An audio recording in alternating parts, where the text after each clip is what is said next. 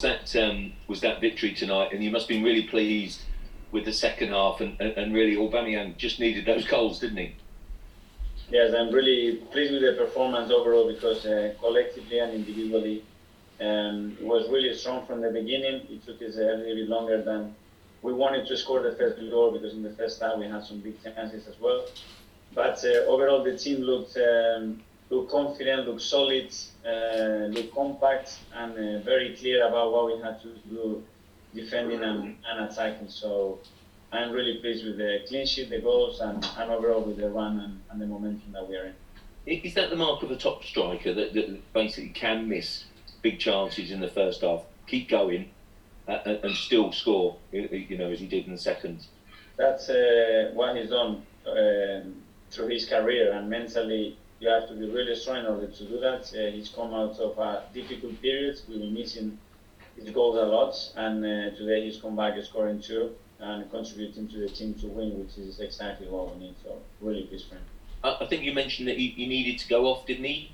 Yes. Was it a niggle or He was a little what was that? problem, I think, and he had to come. Okay, thank you. Well played tonight. Was it a sign of how much your team has grown over the past 3 or 4 weeks that they remained patient, particularly after the first half, where you had a few chances but you couldn't quite make the breakthrough? Yes, it's part of understanding this type of games, and when the team is able to come out of these games with this type of results and confidence, it helps a lot for the next one, because they know that the moment is going to come, that we cannot lose our structure and organization. That of course there are certain things in the half time that we had to improve and do better, to be more consistent, quicker, more efficient in certain moments to attack. And this is great information for us, and for them it's great to believe that against this structure we can play them, we can outplay them, we can nullify them to do very little in our own box, and we can come out and score 3, 4, 5 goals. Can I just ask a quick question about Thomas Partey's impact as well today? He looked, your transition from defence into attack was a lot more slicker with him in the side. Yes, obviously moving missing Tommy, he has this presence, this aura that makes him a special player for us. Hopefully we can keep him fit, because we can all see the difference that he makes on the side, and I think he was growing and getting better and better as the game was moving and evolving. How much has the confidence of the team grown week on week now since that Chelsea win? Well, we always say that winning is the best thing for any collective team or any individual team as well. But for us to get in the momentum that we are, the clean sheet that I think is the fifth one in a row that we have managed to do, the fact that we are scoring goals, that everything is more fluent, then the energy, the cohesion around the team, everything, the spirit is better. So glad we have to maintain that run. We have to keep going. There is still a lot of things that we have to do better and improve, but overall, really pleased with how we are playing at the moment. Mr. Ozil's over in Turkey to finalise his deal with Fenerbahce. It didn't look for 1 minute like you missed him tonight. I mean, Emil Smith-Rowe has been outstanding for the last month. Bukayo Saka likewise. Well, Mesut is in Turkey. He's going through the medical, which has to be completed, and there is still some paperwork that has to be done, but it doesn't matter. Mesut's quality will be missed, because he's a very special player that had a big history in this football club, and if he ends doing the deal when it happens, I will give my clear opinion on that. Thanks, Mikel. Emil and Bukayo combined for that second goal, and their current form seems to have directly led to almost to your upturning results. And at the moment, they're legitimately keeping the likes of Pepe and Willian on the bench, aren't they? Is that an easy decision for you to make, given the way they play? It's never an easy decision, because we're talking about big players, but at the end, I have to manage the football players who have moments in their careers, in their season, and be fair when someone is putting the performance. It doesn't matter his profile or his age, and I think they both deserve to play. They were really good again tonight, and I'm really pleased with what they are bringing to the team. Players that they're keeping out, but do they understand at the moment that you have to play those sort of players when they're in form?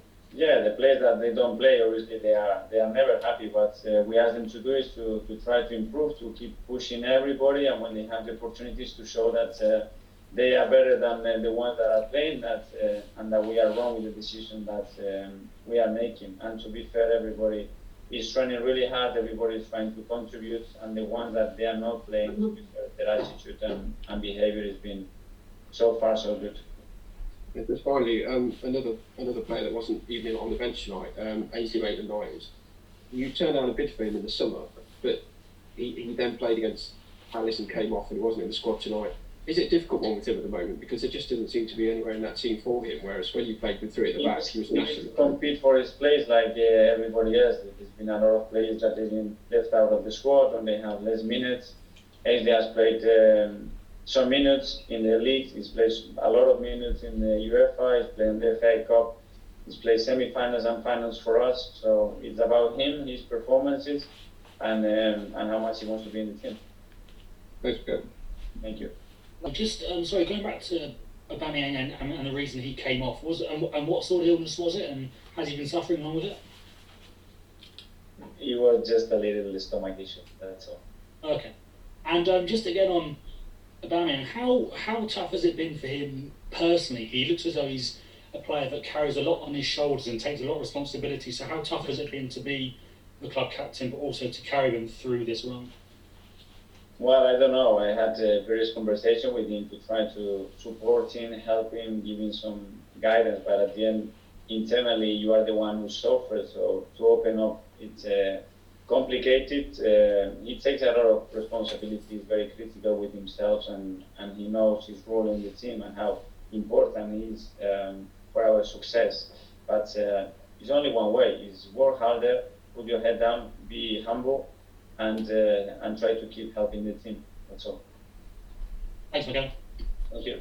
Well, if I could just go back to Thomas Partey briefly, that glorious moment when he opened up the game.